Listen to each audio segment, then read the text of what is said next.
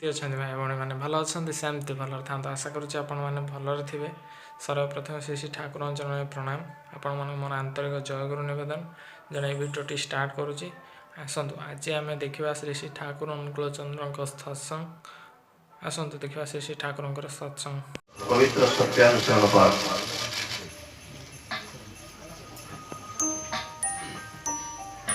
अर्थ मान जश इत्यादि पाइबा आशारे मते ठाकुर सजाई भक्त हुओ नहीं, सावधान हुओ ठकी जीव। तुमर ठाकुरत्व जाग्रत नहेले केही तुमर केन्द्र भी नुहंती, ठाकुर भी नुहंती, फांकी देले ताही पाइबो। भारतर अवनति डिजेनेरेशन सेही समय आरंभ होइछि जेउ समय भारतवासी पाखरे अमूर्त भगवान असीम होई उठिछन्ति। ऋषि को बाद दे ऋषिवाद उपासना आरंभ होइछि। भारत जदि भविष्य कल्याण को आह्वान करने को चाह तेबे संप्रदायगत विरोध भूली जगतर पूर्व गुरुमान प्रति श्रद्धा संपन्न हो आउ तुमर मूर्त जीवंत गुरु बा भगवान प्रति आसक्त आकाष्ट हो एवं से स्वीकार कर जो माने भल पाती। कारण पूर्ववर्ती को अधिकार करी परवर्ती आविर्भाव। यह खूब ही सत्य कथा जे मनर जेतेबेले ही अपरर दोष देखिबार प्रकृति आसीछि सेतेबेले सेही दोष निज भीतर आसी बसा बांधिछि। तत्क्षणात् काल विलंब न करी सेही काम प्रकृति को भांगी चोरी स्वामी प्रतिष्ठा गुरुजन सेवा। स्वामी जदि उन्नति व प्रतिष्ठा चाह तब तुमर शाशु शशुर सेवारू केबे विमुख हुना। कारण सेमाने ही जो निकट तुमर स्वामी उद्भूत होती आने ही अंतिम मंगलकारी आदिम मंगलकारी। जदिओ ये कामना भितर भ्रांत थाईपे स्वामी जदि भ्रांत होई अनिच्छुक भी हुअन्ति ताहा उल्लंघन करी समानकर सेवा करिले मंगल ही हेबो। शशुर जदि भ्रष्टाचार संपन्न भी हुअन्ति तथापि तांकर सेवा विमुख हो नाही, बरं सहचर्यर विरोध रुह देखिब मंगल ही उपभोग पाइब। वाणी संख्या 120 पृष्ठ 50। जीवन साथी तुम्हें मो जीवन साथी जीव बरिछि तुमको साथी गो जीव बरिछि तुमको साथी गो पाही गला दुख राते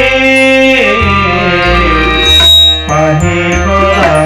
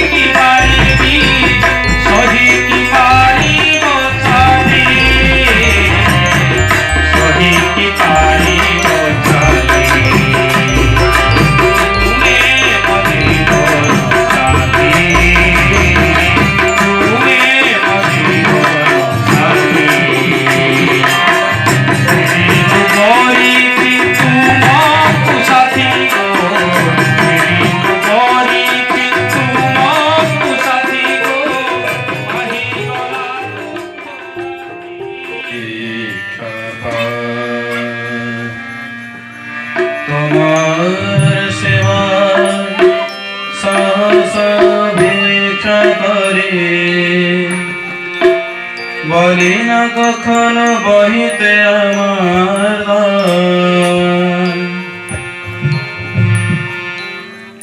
প্রেম ডোরে যেন তোমারে বাঁধিতে পারি, আমি শক্তি মুক্তি চাহিলে ভিক্ষা পাই। আমি শক্তি মুক্তি চাহিলে ভিক্ষা পাই। তোমার সেবা সাহস ভিক্ষা করি, বলি না কখনো বলিতে আমার গান। ঘটরে যেন তোমারে বাঁধিতে পারি, আমি শক্তি মুক্তি চাহিলে ভিক্ষা পাই। আমি শক্তি মুক্তি চাহিলে ভিক্ষা পাই।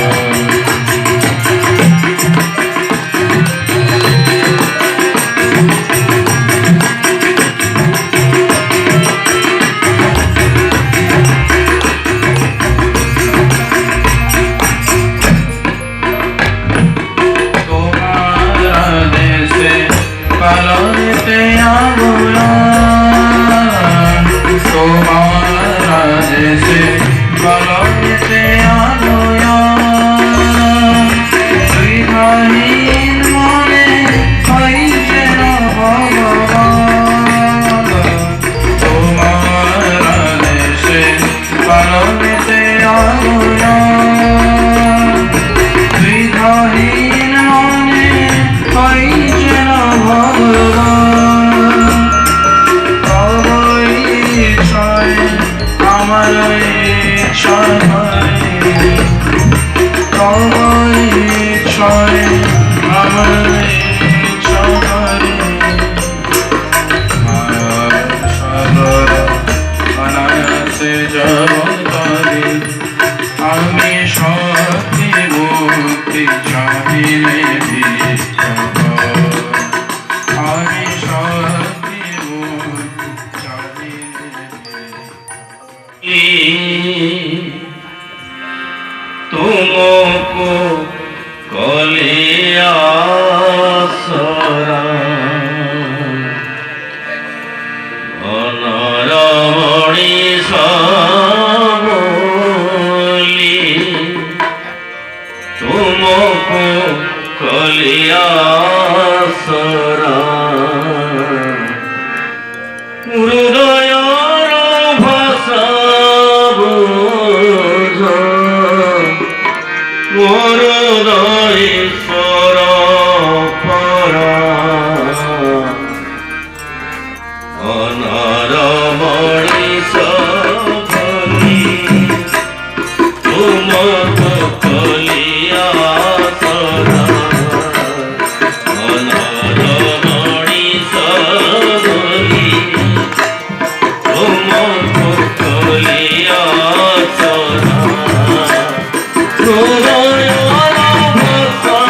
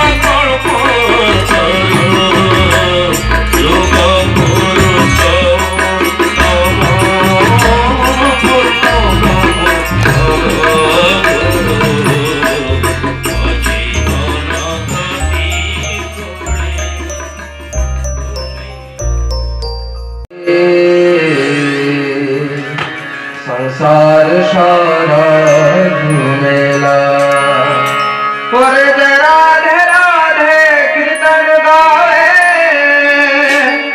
সংসার সারা ঝুমেলা ওরে সংসার সারা ঝুমেলা ও সংসার সারা ঝুমেলা ওরে সংসার সারা ঝুমেলা ও সংসার সারা ঝুমেলা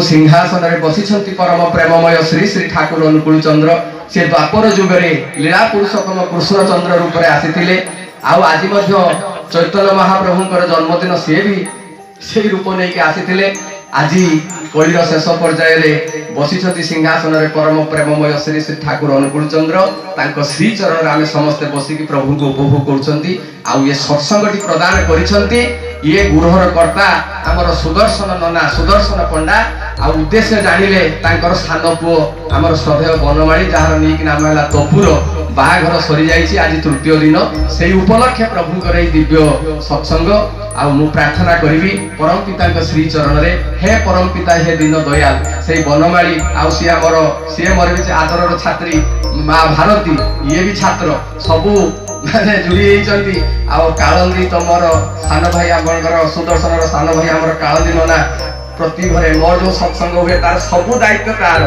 रांधिबा खाइबा तार कोन से मोर माँ पेटर भाई भली मोर सबू कथा से बुझे आ ठाकुर कथा बुझे आ से आज समस्त आनंद रे आज सत्संग प्रदान करछंती पवित्र अवसरे आ से जो मधुर दाम्पत्य ताकर सृष्टि हो आ बड़ पुआ हमर सान बड़ पुआ बड़ बहु से मध्य आनंद रहतो समस्त प्रभु को धरी ये परिवेश समस्त प्रभु को नहीं आनंद रुहतु मो बेसी समय नेबिनी कारण हमर दादा आसीछंती माने असुराली रु आ भद्रक मंदिर सहित जड़ित एबे हमर तिहिडी रे श्री मंदिर प्रभुकर होउची जे जिबे देखिबे दादाଙ୍କର चेष्टा रे कि चली छी आ प्रकृत रे आमे बड़ भाग्यवान जीवन रे पाइछंती परम प्रेममय श्री श्री ठाकुर अनुकूल चंद्र काम टिके मध्ये आसुची जे 33 कोटी देवता थिबा समय रे ये पुनी किए ठाकुर आसिले तांकु आमे काहे की पूजा करिवा आ भाई ओ मां माने सेदिन 600 वर्ष तळे अच्युतानंद दास मालिकारे लेखि जाइतिले ए जो कलिर कराल कबळरु रक्षा पाइबाकू हेले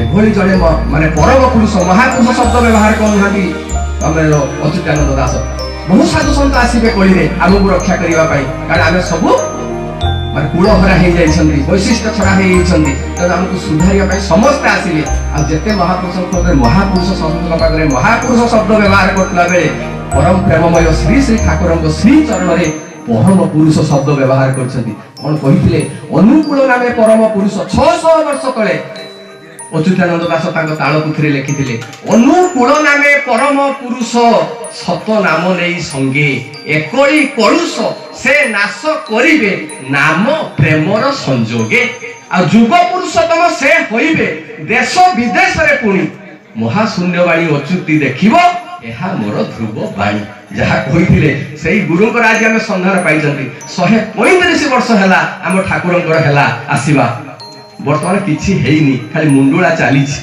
दादा कहिबे आउ आज जो गुटे दिन रे आज सत्संग होउची आ गुटे परिवार नै कि आछंती प्रभु काहे कि कहले प्रभु एथर जो आछन से कहले मु आ संसार माने जंगलर सन्यासी चाहिना मु चाहि संसार सन्यासी माने बापा मां पुओ झियो दाती नातुनी पुओ बहु समस्त रहिबे धर्म आचरण करे हमर जो धारणा थिला कोन ना जे पुओ जुआरे जाउ झियो जुआरे जाउ बहुत आमे बड़ जंगल को पळेबा सेही जाई कि धर्म करिबा ठाकुर कहले एथरा हेइ परिबो नाही जदि परिवार भितरे तोर आनंद नाही परिवार भितरे तोर शांति नाही तार तू धर्म करि परिबो नाही सेति पय से कहिले पारिवारिक जीवन रे जे अपूर्त कार्य पुओ को नेकी चाली पाला नाही झियो को नेकी चाली पाला नाही भाई की नेकी चाली पाला नाही स्त्री की नेकी चाली पाला नाही पारिवारिक जीवन रे जे अपूर्त कार्य आध्यात्मिक जीवन तार तमसा छन्न से आध्यात्मिक जीवन रे उन्नति लाभ करि परिबो नाही बोली ठाकुर कहले सेति पय बाम पटरे अछन तांकर लीला समिति बड़ मा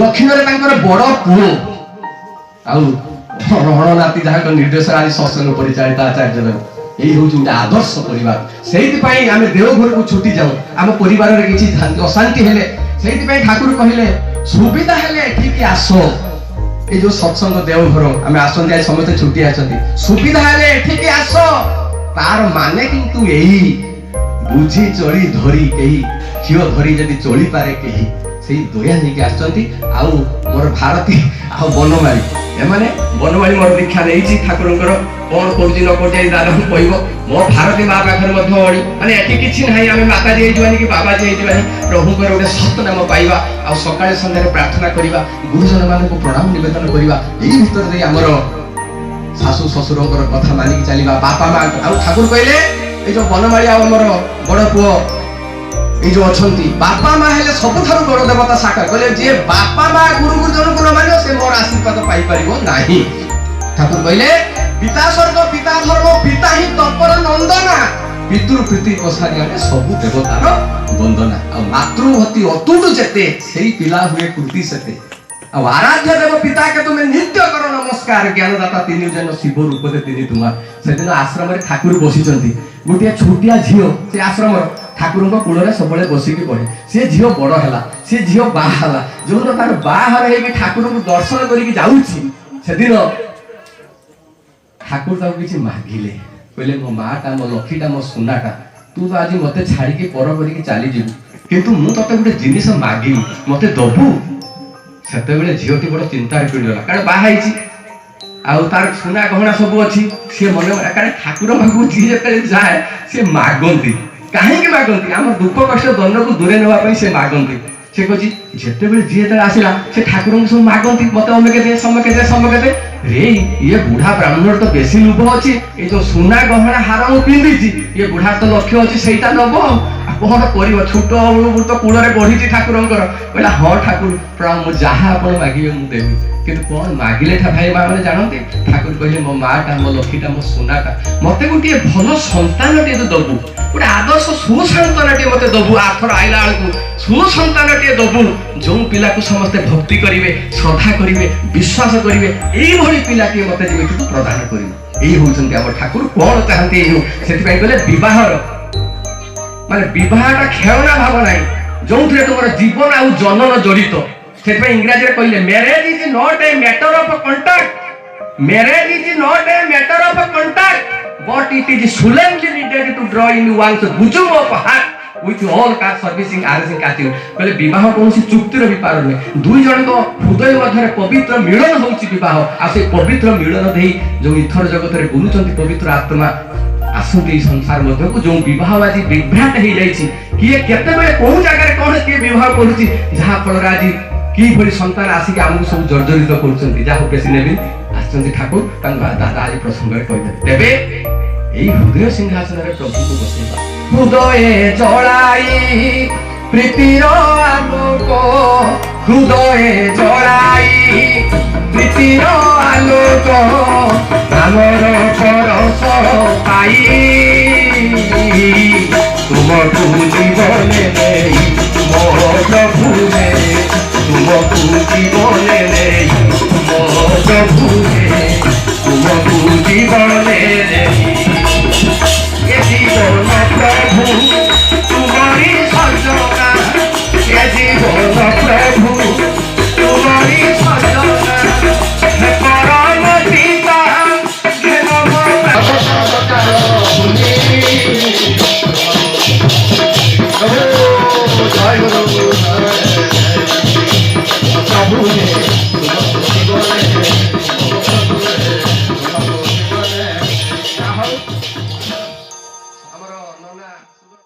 ତାଙ୍କ ସହିତ ବସି ପାରୁଛନ୍ତି।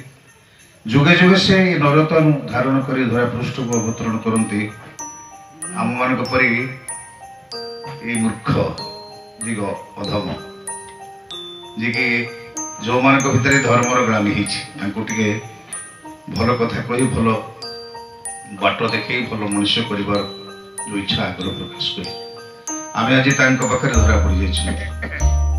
ଅନେକ ଲୋକ ତାଙ୍କୁ ଜାଣିପାରୁନାହାନ୍ତି ସେ ନିରାକାର ପରମ ବ୍ରହ୍ମ ତାଙ୍କୁ ହିଁ ବିଶ୍ୱାସ କରିକି ତାଙ୍କ ଜୀବନ ଚର୍ଚ୍ଚା କରିଚାଲିଛନ୍ତି।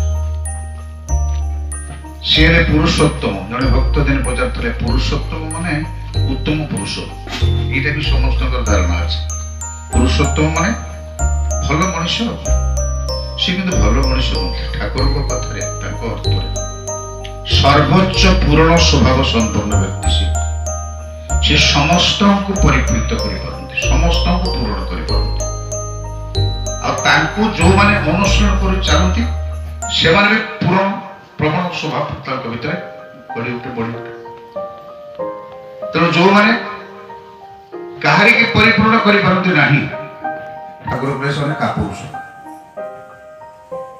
ଆମେ କହନ୍ତି ନା ମତେ ଗୋଟେ କା ଦେ ମୁଁ ଯଦି ଖେଳିବି ଗୋଟେ ଦୁର୍ବଳ ଅଛି ତେଣୁ କା ନେଇକି ଖେଳିବା ଲୋକ ଯୋଉମାନେ କଥା কম কাম কিন্তু বেশি প্রথম শ্রেণীর কর্মী কথা যেতিকি কাম সেতিকি সে ମଧ୍ୟମ ଶ୍ରେଣୀର କର୍ମୀ ଆଉ କଥାରେ ବେଶୀ କାମରେ କମ ତୃତୀୟ ଶ୍ରେଣୀର କର୍ମୀ ଆଉ ଯୋଉମାନଙ୍କର କହିବାରେ ଆଳସ୍ୟ କରିବାରେ ବି ଆଳସ୍ୟ ସେମାନେ ଅଧମ ତେଣୁ ସେ ଆସିଛନ୍ତି ପ୍ରତ୍ୟେକଟି ବ୍ୟକ୍ତି ସତ୍ତାକୁ ଯୋଗ୍ୟ କରିବା ପାଇଁ ଦକ୍ଷ କରିବା ପାଇଁ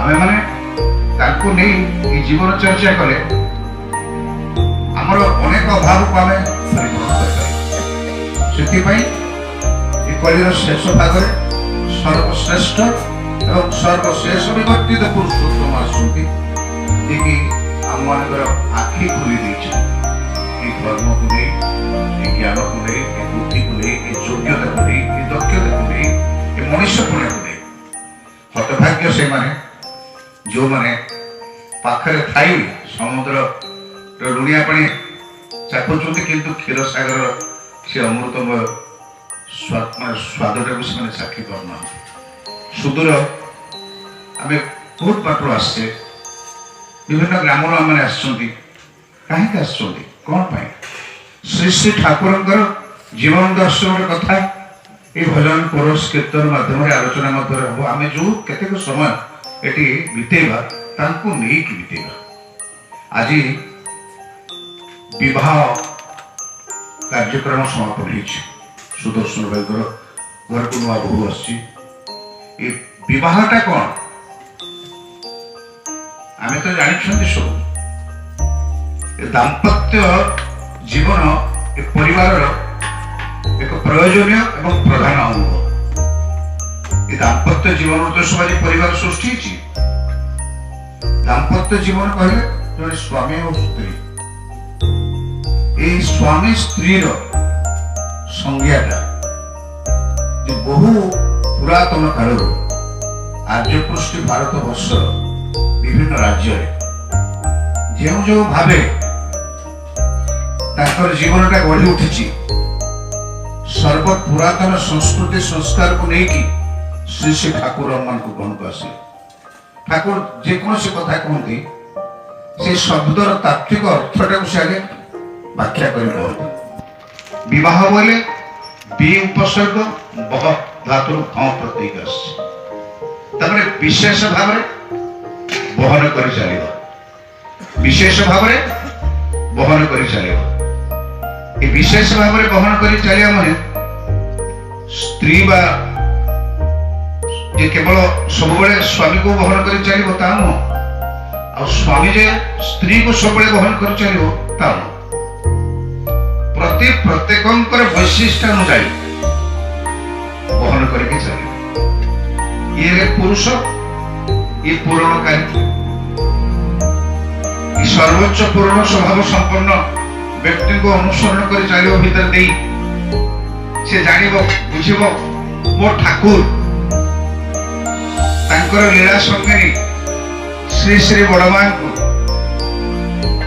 କେତେ ବର୍ଷ ବୟସରେ ବିବାହ କରିଥିଲେ କେତେ ପାଠ ପଢିଥିଲେ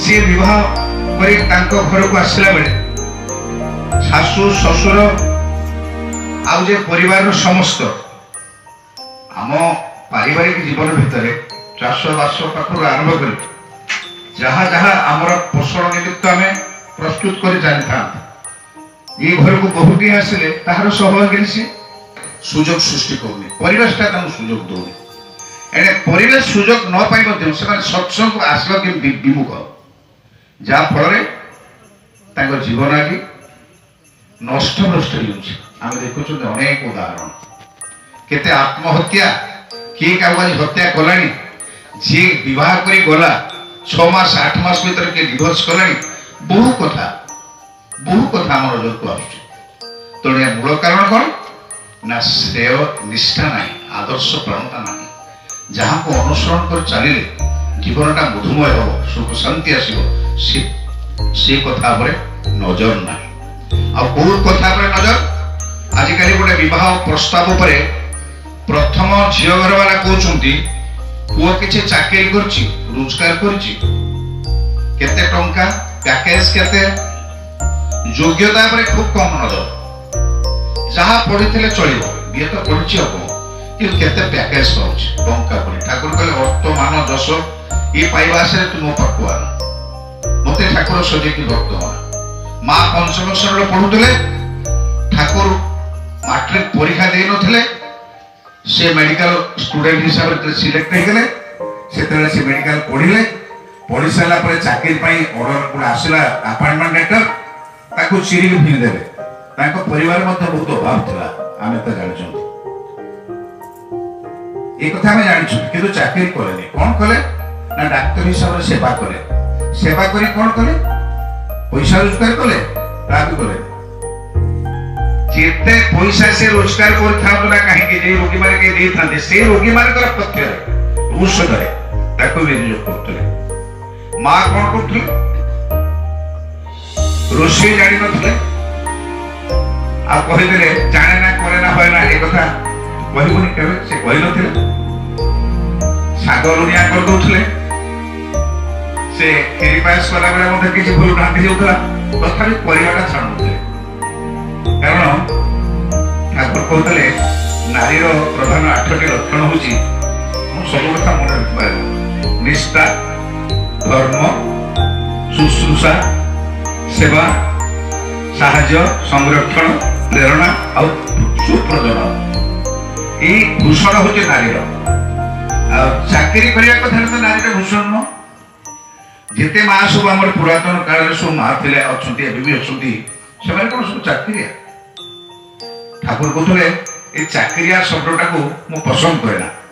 ଚାକରାଣୀ, ଚାକରାଣୀ ଏଇଟା ପସନ୍ଦ କରେ ନା। ମୁଁ ଜାଣେ ବୋହୁରାଣୀ, ଗୃହର ସେ ସାମ୍ରାଜ୍ଞୀ। କେତେ ବଡ କଥା। ଅନେକ ଲୋକ କହନ୍ତି ନାରୀ ହଉଛି ନର୍କର ଦ୍ୱାର। ଠାକୁର କହୁଛି ନା, ନାରୀ ନର୍କର ଦ୍ୱାର ନୁହେଁ, ନାରୀ ହେଲେ ସ୍ୱର୍ଗର ଦେବୀ। ଠାକୁର କହିଲେ ମାର ଭାବଟା ମନ ଭିତରେ ନ ଆସିଲେ ନାରୀ ମାନଙ୍କୁ ନ ଚାହିଁବା ଭଲ। ପୁରୁଷୋତ୍ତମ ବନ୍ଦେ ପୁରୁଷୋତ୍ତମ परम प्रेममय श्री श्री ठाकुर अनुकूल चंद्र जी की, परम प्रेममय श्री श्री ठाकुर अनुकूल चंद्र जी की, परम प्रेममय श्री श्री ठाकुर अनुकूल चंद्र जी की, परम आराध्या जगत जननी श्री श्री बड़मा की, परम आराध्या जगत जननी श्री श्री बड़मा की, परम आराध्या जगत जननी श्री श्री बड़मा की, परम पूज्य पाद श्री श्री बड़दा की, परम पूज्य पाद श्री श्री बड़दा की, परम पूज्य पाद श्री श्री बड़दा की, आज वर्षाचार्य देव की, आज वर्षाचार्य देव की, आज वर्षाचार्य देव की, सात संग की, वंदे पुरुषोत्तम, वंदे राज्य पितृ, वंदे मातृवर्ग, वंदे हम कृष्ण देवता, वंदे पुरुषोत्तम, वंदे पुरुषोत्तम, परम प्रेममय जुग पुरुषोत्तम श्री श्री ठाकुर अनुकूल चंद्र जी की। परिशेषରେ ମୋର ଆପଣମାନଙ୍କୁ ଆନ୍ତରିକ ଜୟଗୁରୁ ନିବେଦନ ଜଣାଇ ରହୁଛି। ଯଦି ଆପଣଙ୍କୁ ଭିଡ଼ିଓଟି ଭଲ ଲାଗିଥାଏ ତାହେଲେ ଚ୍ୟାନେଲଟିକୁ ଲାଇକ୍ ଆଉ ସବସ୍କ୍ରାଇବ୍ କରିବାକୁ ଜମାରୁ ଭୁଲିବେନି। ରହିଲି, ଜୟଗୁରୁ।